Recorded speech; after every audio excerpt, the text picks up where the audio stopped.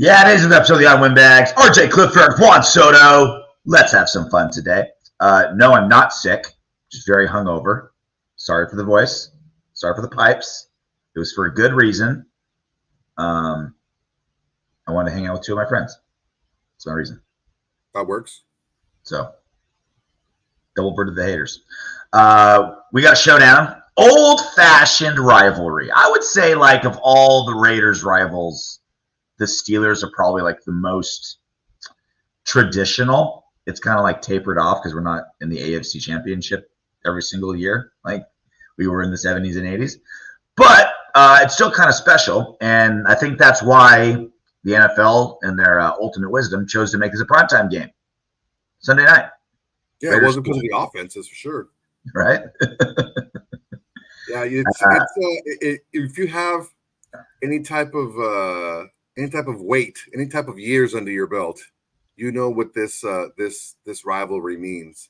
Recently hasn't been great, mostly on our end, but still doesn't matter. You still put Steelers and Raiders out on the field, and you're going to have a good time. Crazy stat that I heard yesterday. The Steelers haven't beat the Raiders on the road since 1995. Mm-hmm. Isn't that wild?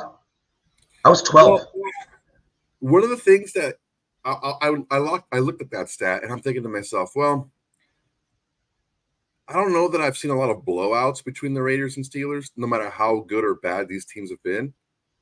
And we usually have a pretty damn good kicker. This is one of the things that we've always had, is like probably a really good kicker. Makes sense. Good kicking game because of the kickers.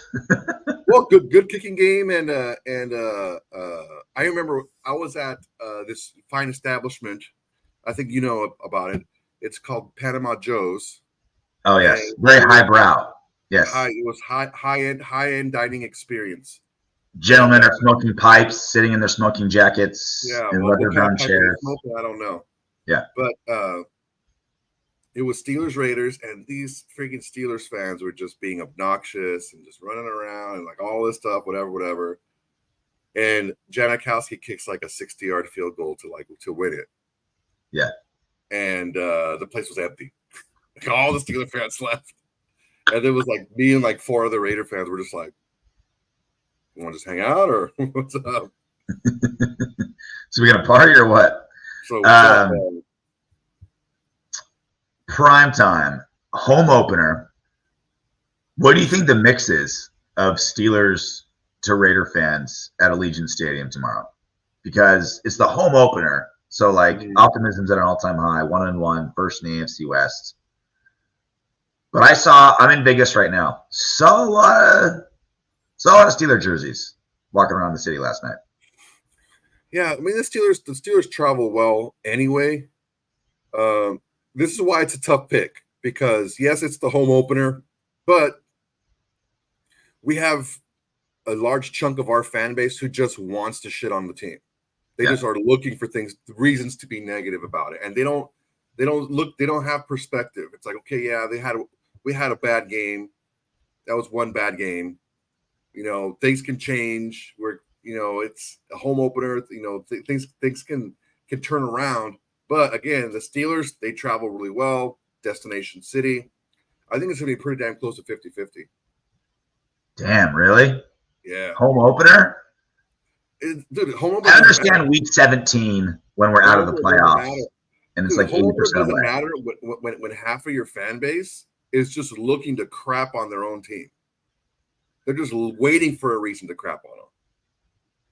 I don't think that's the case. I think when you're super optimistic, like you are, Soto, and you hear anyone say like, "Look, I'm not happy with this regime. I don't think we're going to do well." You're like, "Whoa! You just want the Raiders to lose." It's like, no, I want the Raiders to win. I'm just not optimistic. I get what you're saying, and I'm not super optimistic. I came down on the team just as hard as anyone in the last show, but I do understand perspective, and I do understand football. And I do understand that things can get better, and I understand why we're not doing well. A lot of fans don't have that type of insight or perspective on a team, and it's just I don't want to say blind hate because we've given fans a lot of reasons to not be happy, but there's no type of, like I said, there's no perspective in this season, and the sky is falling. One little thing happens. It's like football depression. When you're depressed, the smallest little thing ruins your entire day. And the smallest thing is going to ruin, oh, the season's lost. We lost one game. The season's over. Well, a good thing going for the Raiders is schedule-wise, this is pretty brutal for the Steelers. Short week. They had a Monday night game, a super physical game. It was like a 4-hour game, and they have to travel completely across the country. Short week, physical game. So that's all good things going for us. So it was wild. So, like, the Raiders were the underdogs like mid last week. The Steelers like a -1 favorites. After the Steelers played that game, even though they won, it flopped the odds. The Raiders are like -2.5 after a win. Like, that was the type of game that the Steelers had. The most like random. I think it's the first time ever a team has come back in the fourth quarter to win with negative yardage. So even winning a game, Vegas is like, yeah, we don't believe in you. So Raiders are favored -2.5. Yeah, it's. I think what people are seeing is, okay, the Raiders offense has been playing bad. They're not a bad offense. They've just been playing bad. And there's a big difference. The Steelers offense is a pretty bad offense. I think even when they're at their best, they're at best a middle to maybe a little bit below average offense. They're arguably the worst offense in football. Yeah, even at you're being very generous. Yeah, I'm saying, well, they've also been playing poorly, so it's not like just that they're bad. They've also been playing poorly. So there's a difference. I think that Vegas is thinking, look, they can't go bad forever. When you have this much talent on one side of the ball, they can't play this poorly forever. And to be fair, I don't want to be too fair because I don't want to give too much of a pass, but I think the Bills are going to do what they did to us to a few more teams this season. Yeah. Maybe not the teams that are as, have that much talent on the offense that we do, but again, weird things happen early in the season. You have some teams that are going to end up being last place that are 2-1 or something like that. The beginning of the season is really weird that way. But I'm banking myself. I'm banking on the spotlight that was shown on what is wrong with our offense being fixed. Because I put it in a tweet earlier this week. I don't want to look at, and I think that our coaches need to stop looking at our roster in terms of starters and backups. We need to start looking at this in terms of guys who execute and guys who don't. Because right now we're playing a lot of players that aren't executing. And we're continuing to put them out there to not execute. So we got to try something different. It doesn't matter if someone's better in practice or someone's shown you that they've historically been better. If right now they're not playing better, they shouldn't be playing. Like who? Van Roten. Do we have a better right guard on the roster? Well, let's find out. We haven't seen anyone else play right guard in the game. We've seen him be really bad in run blocking. Our defensive tackles, we need to figure something out. We need to push someone inside. We need to try different formations. We need to try something. But what we're doing right now is not working because of execution. When I watched the film, dude, this is not me trying to freaking like give anyone a pass or anything, but the offense itself, passing wise, is working. There are players that are open. Jimmy Garoppolo needs to get his head out of his ass. And I want to make this big distinction between mistake-free football and conservative football. You can play conservatively and still make a lot of mistakes. You can complete passes and still make mistakes. And that's what we're seeing. Jimmy Garoppolo is completing passes, but he's making mistakes by not making the proper read and missing players that are open down the field. And that's what we're seeing in a snapshot. That's what we've seen, and that's the issue with the offense. This offense is being led by, unfortunately, it's being led by a passing attack. And we don't have that type of quarterback to be like, all right, I'm going to put you guys on my back. But we have to be able to do that to soften up the defense to run the ball, because if we don't, it's going to be a long season. This needs to be a run-first offense, and I think that's what it was designed to be. I think that was the game. I think that was the overall game plan, is you got a $12 million running back who's the NFL rushing leader. And last year, an offensive line that was a pretty good run blocking unit. So let's make that the course of the game. It just hasn't happened.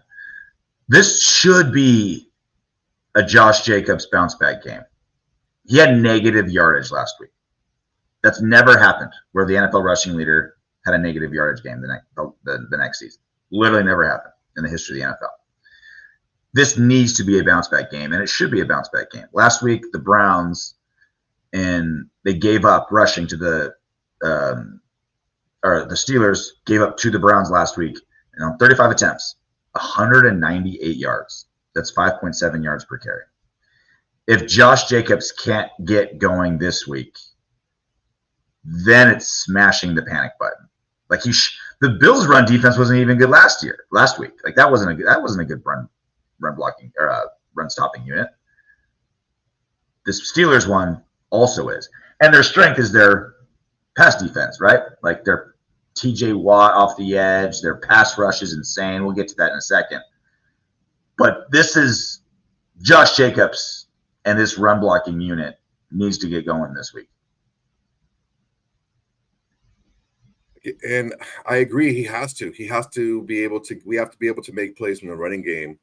The issue that we're running into is twofold.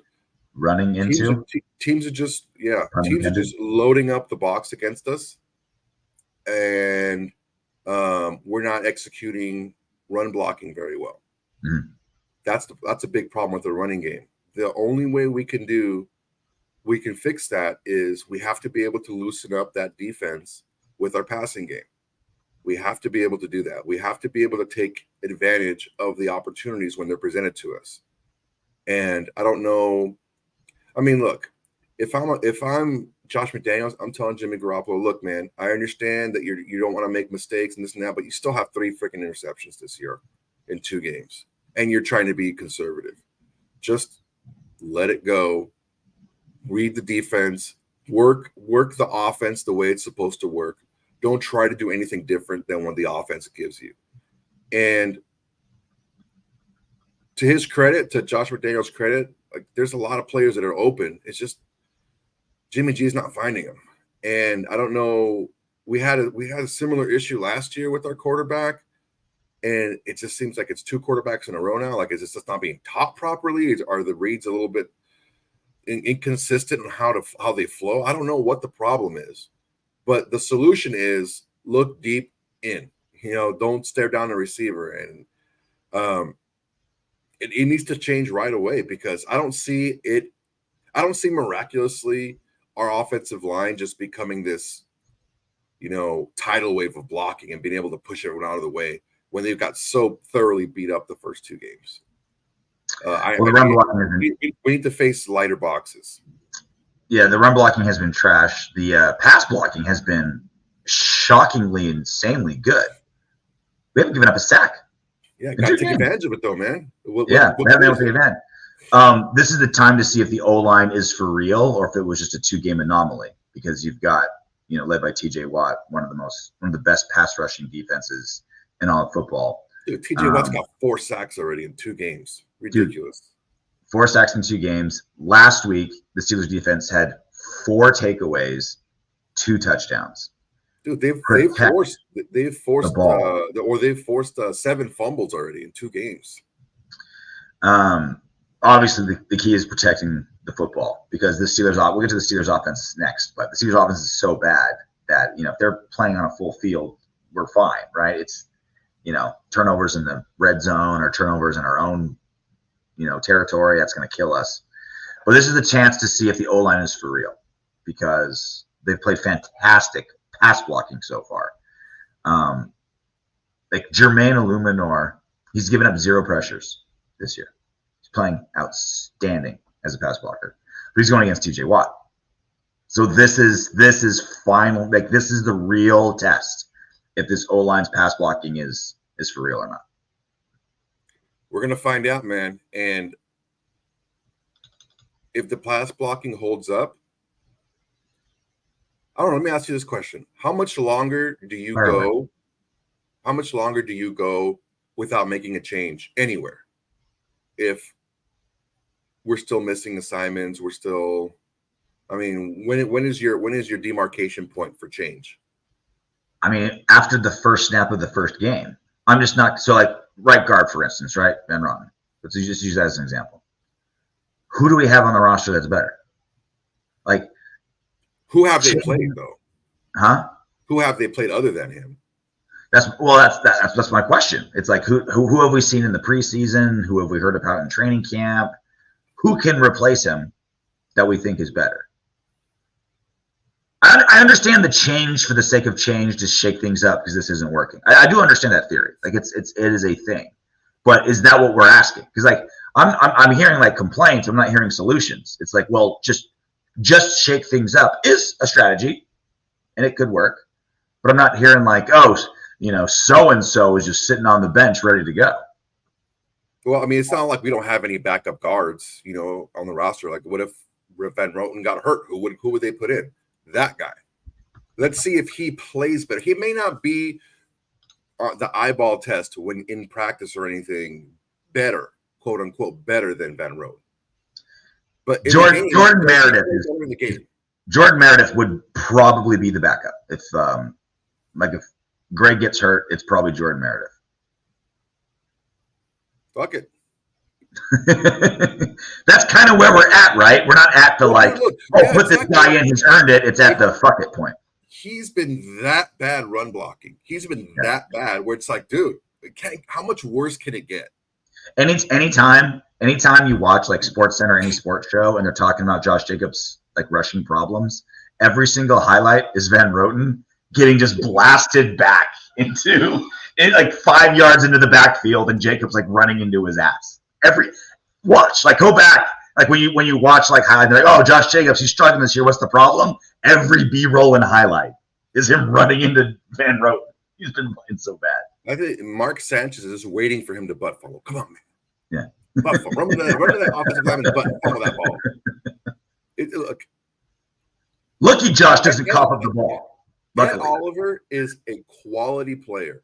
I don't know anyone that would put Ed Oliver in their top 5 defensive tackles in the NFL. He's a good player. Don't get me wrong. He's an above average player. Yeah, he's I would say a little bit more than above average. He's a good, but he's not that type of guy that's going to knock you back every single play. And that's just getting after it. That's just Van Roten not getting after it. And it can't happen. You can't have guys doing that and think you're going to do anything offensively. And again, like you said, this team should run off of its running game. Unfortunately, I think teams are okay with Jimmy G beating them. If Jimmy G beats us, fuck it. We're going to load the box no matter what. If Jimmy G finds a way to beat us, then he finds a way to beat us. The problem is they give us opportunities and we're not taking them. Well, the good news is Devontae Adams out of concussion protocol. Jacoby Myers still technically in concussion protocol as of yesterday. Like, he's still like in the thing, but he was at practice. He's playing. So we've got our full complement of offense playing, right? We got arguably the best wide receiver in football. Jacoby Myers obviously played fantastic game 1. Hunter Renfrow is still waiting to get uncorked. We'll see if all the talk of Hunter Renfrow is going to get Josh McDaniels to scheme things up differently, potentially for Hunter. Who knows? I don't know. He doesn't have to, man.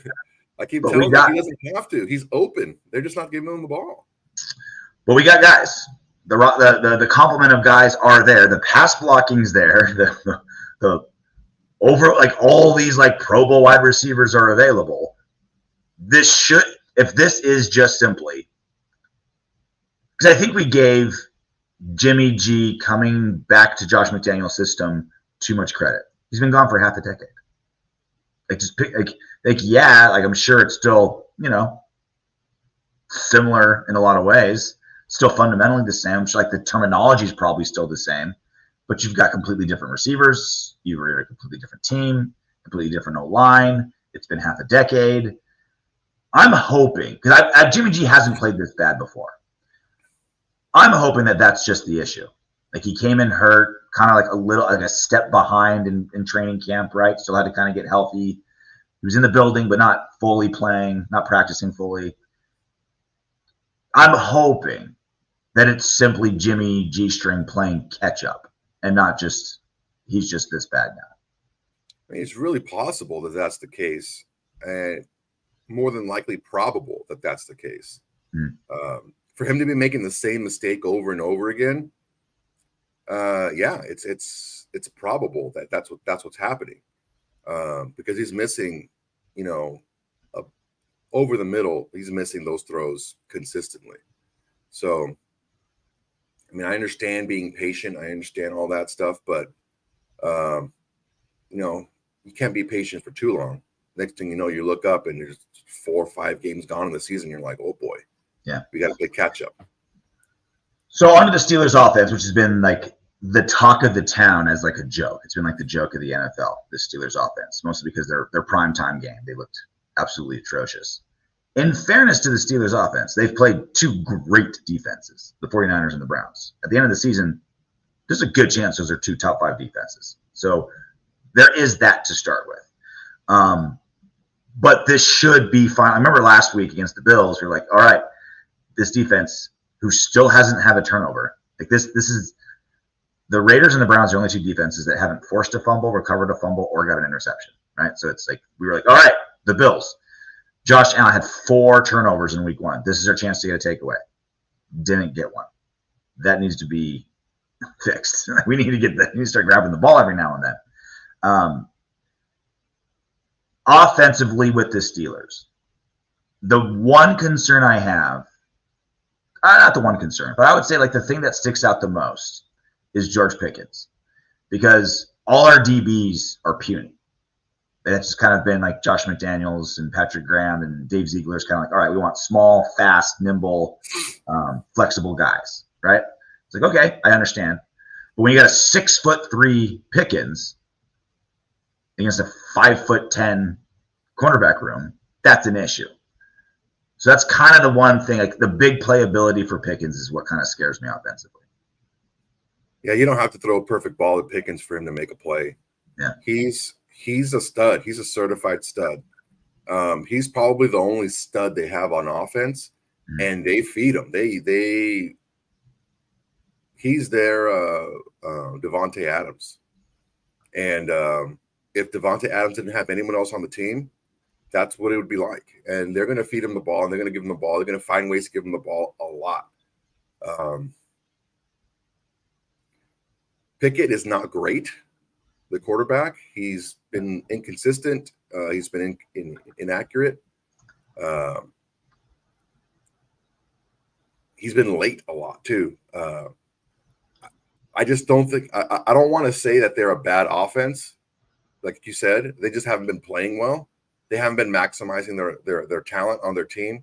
Because then I'm going, oh, they're a terrible offense. They're going to come in here and because we have just as bad a defense as they have an offense. Yeah. Come in here and score 40, right? The Raiders' defense has always been the like cure-all for a struggling quarterback. We are the slump buster in the NFL.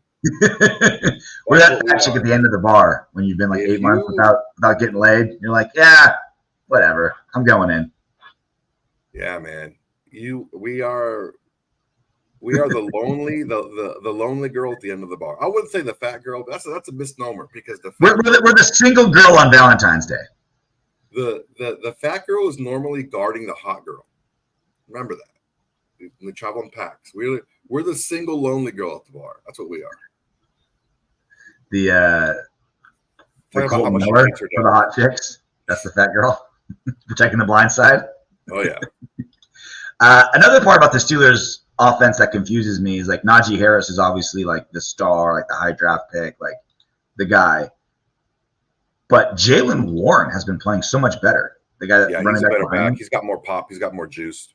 Yeah, Najee Harris is a good back. He's not explosive. He's like the angry hard yards back, but Jalen Warren has the pop, and I think they haven't been playing Warren a lot, and I bet you this is the type of game where they're like, you know what, let's give this Jalen guy like 12 touches instead of like the 5 we've been doing. When you have problems like we have, stopping the run up the middle,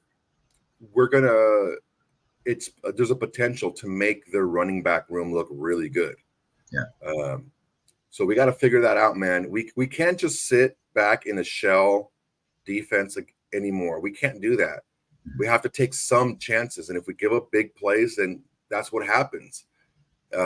We have, I think it's the least amount of drives in the NFL, and we have like the least amount of plays in the NFL because we just let teams chew up clock and just dink and dunk us to death because we're giving that to them, and we're not causing turnovers, and it's a bad recipe when you're letting guys get chunk yardage over the middle and we're not turning the ball over. They're just going to dink and dunk us until they score. So we've been pretty down in the dumps for the last 28 minutes of this show. I do like the Raiders' chances. I think the Steelers' offense just, they have a couple big playabilities with Pickens and Warren and whoever, and they do. And Pickens does match up well against our DBs. But it's like outside of that, they don't have much. I think if we, and this is, kind of really lazy analysis because that's kind of always the case. But if we keep the turnovers down to a minimum, I really, really like our chances. Like we should be able to put up 17, 21 points. And that should be enough against the Steelers offense. It's not going to be enough against the Steelers defense that puts up 2 touchdowns like they did last week. But that should be enough against the Steelers offense. 17, 21, 18 points, something like that. We should be able to do that. So if our offensive and defensive units on both sides of the ball play to their capabilities, it's going to be a very tight game because our offense is not great. It's pretty bad. Our defense is pretty bad. Their offense is pretty bad. Playing at a high level, playing at how they're supposed to play, our offense is pretty good. Their defense is really good when it comes to turning the ball over, rushing the passer. So that's the issue that I'm running into right now is the thing that we need to improve on is what they do really well, defending the pass, getting after the passer. We need to do better in the pass game. It's really easy to say, oh, we need to run the ball better. Well, yeah, we need to run the ball better because 1, we're not executing our blocks very well. And 2, it's loaded boxes almost all the time. Almost every single play, it's a loaded box. So we have to be able to pass to break that up and give ourselves more opportunity to run the ball. But that's what Pittsburgh does the best. Is get out. If you guys are going to the game, get there early because there's traffic. There's all this construction in Vegas because of there's always construction in Vegas. Well, Formula One's coming to town next month, and so it's like they're like building. There's like barriers everywhere. They're like building. You know how like in downtown Long Beach, when the Grand Prix comes to downtown Long Beach, there's always there's like barricades up like a month ahead of time, and you like can't get around. It's that way now in Vegas. So get there early. I hate that shit, man. It's like you have to go like so much further to get where you want to go, and then like after the Grand Prix is over, like you still go the long way because you're just used to doing it by now. Yeah. How you watching the game? You going somewhere? Watching at home? At home, fucking with a tissue box next to me. Because you were jerking crying or jerking. No, one of the two. One of the two. Either way, does it clean up on aisle soda? Either way, those tissues are getting used. I'm so glad it's a primetime game, so I can take not a like 7 a.m. flight home on Sunday. because I'm just such a zombie on Sundays because I'll work late Saturday for the fights, and then I'm up at 5 a.m. so I can be on a 7 a.m. flight, so my ass can be on that couch by 10 a.m. And I'm like, I'm gonna take a 10:30 flight. I'm gonna sleep in a little bit. Yeah, I'll miss some of the morning game, whatever, no big deal. I'll watch it in the lounge. Just getting ready for my goal is to stay sober enough for the Sunday game to be able to not slur in the post game show that we're gonna do. That's my goal. Oh, you don't want to swear on the post game show? I don't want to slur on the post game show. Oh, I thought you'd swear. Yeah. We should have a swearing bet, RJ. We should see who can last longest without swearing. Do you have a swear jar? I think we should. Swear jar? $1 every time? We should do it. Season. We should, yeah. And what would we do at the end of the season? Like, just buy like a keg? Yeah, just buy a keg. I was going to say give it to charity, but we're not going to. Charity, Cinnamon, whoever's there. Give it to one of those girls. Destiny. How about that? How about we go to the strip club at the end of the season with our swear jar money? It's going to be in ones, right? Just $1 each time. We should do the swear jar only for losses. Post game show when we lose. No. Swear jar. No, I don't want to make it hokey. Let's just do it. Swear jar. Swear jars are hokey. Or after wins, because then we're like, the swear jar should be fun.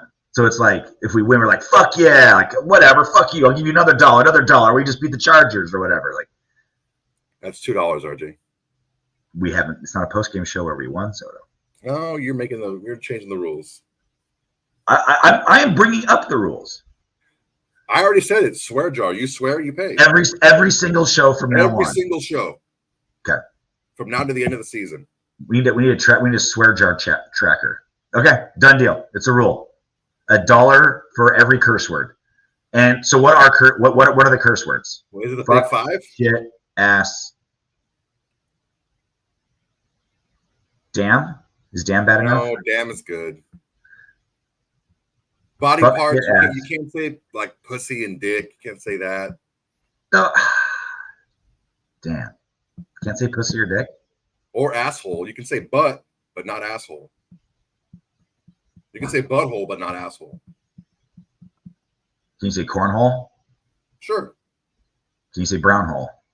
Sure. Can you say bunghole? Sure. All right, I can make this work. So, fuck, shit, ass, asshole. Dick, pussy. Dick, pussy. The other C word. Let's take the 5. Fuck, shit, ass, dick, pussy. There's a couple of other words to describe a pussy that we can't say either. Axe wound? Hairy hatchet wound is okay. Cooter? Cooter's okay. There's another C word that we can't say. What's that word, Soda? I don't know, but I'll tell you when I see you next Tuesday. All right, the swear jar has officially been instituted. We're like the Pat McAfee show. We can't swear anymore.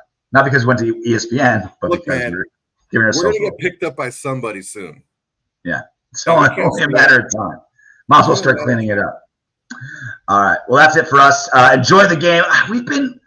Last show and this show have been really negative. I do like our chances against the Steelers. I really do. I think 21 points is more than enough if we protect the football. I really like our chances. Raiders minus 2.5, I think is a good line. I think it's going to be a really tight game, man. It can go either way.